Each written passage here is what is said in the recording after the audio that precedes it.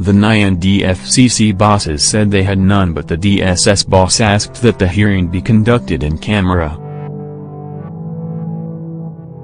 The Senate Ad Hoc Committee set up to investigate the November 21, 2017, showdown between officials of the Department of State Services, DSS, and the Economic and Financial Crimes Commission, EFCC, in Abuja began its investigative hearing on Thursday, December 14 behind closed doors, Punch reports.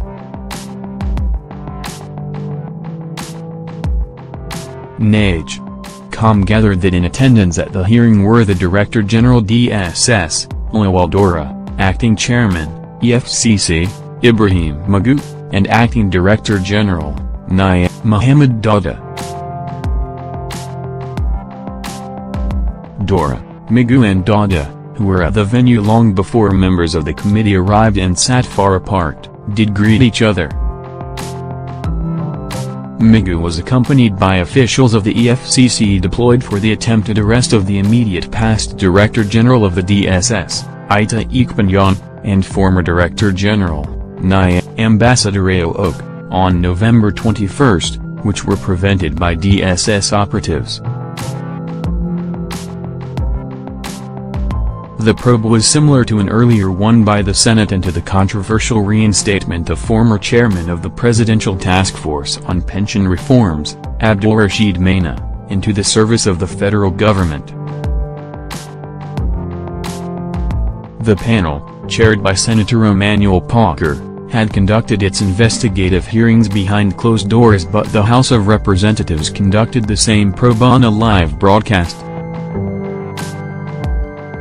Chairman of the committee, Senator Francis Alimina, after his opening remarks at the hearing on EFCC/DSS clash, asked if any of the heads of the agencies in attendance had any observations or questions.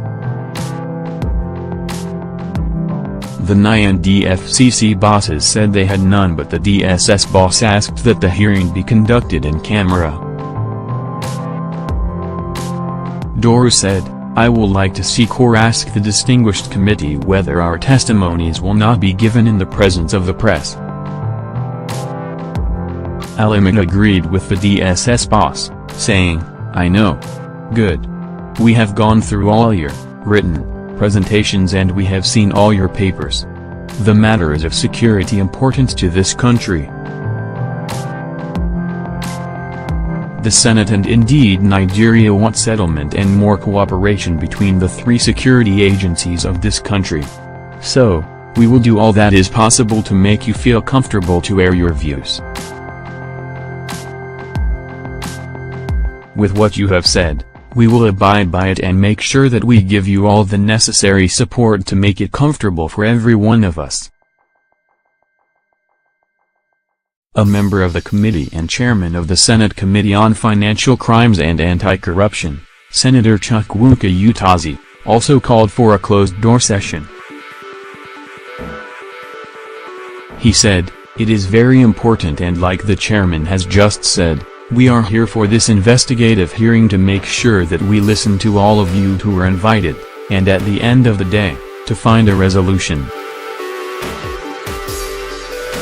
We want better collaboration in the discharge of your respective duties. Yes, you are different establishments, but you are working for one country.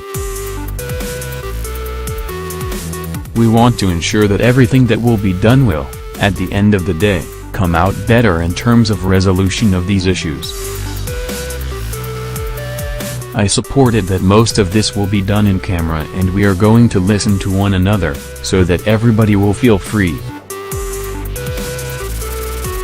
Other members of the panel, Senator Shabile Fagi and Senator Fatima Raji Razaki unanimously agreed to conduct the hearing behind closed doors, after which journalists left the Room 022 venue. The Senate had on November 23 set up the panel to probe into the clash between operatives of the DSS and EFCC for over 13 hours November 1, when operatives of the commission stormed Ikpenyong's home to effect his arrest but were resisted by operatives of the service.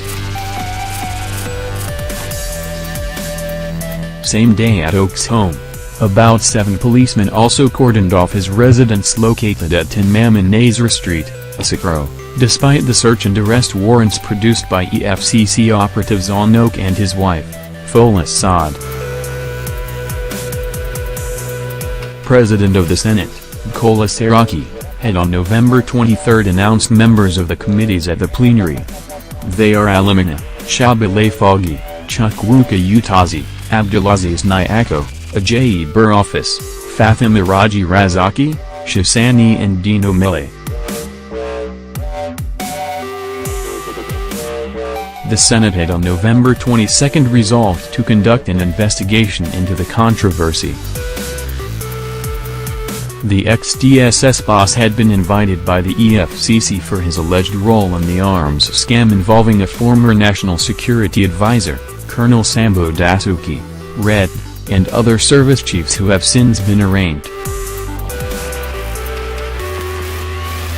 Following the refusal of IDA to honor a series of EFCC invitations, the operatives of the anti-graft agency, armed with an arrest and search warrants, surrounded IDA's home at 46 Mamun Nazar Street, Asakro as early as 4 a.m. to prevent him from escaping.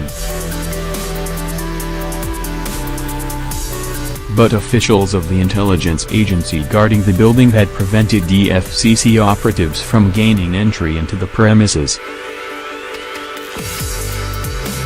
The EFCC said Oku was recently sacked by President Muhammadu Buhari for allegedly stashing away in 13 billion in a house in Ikoyi, had been refusing to honor invitations for over 3 weeks.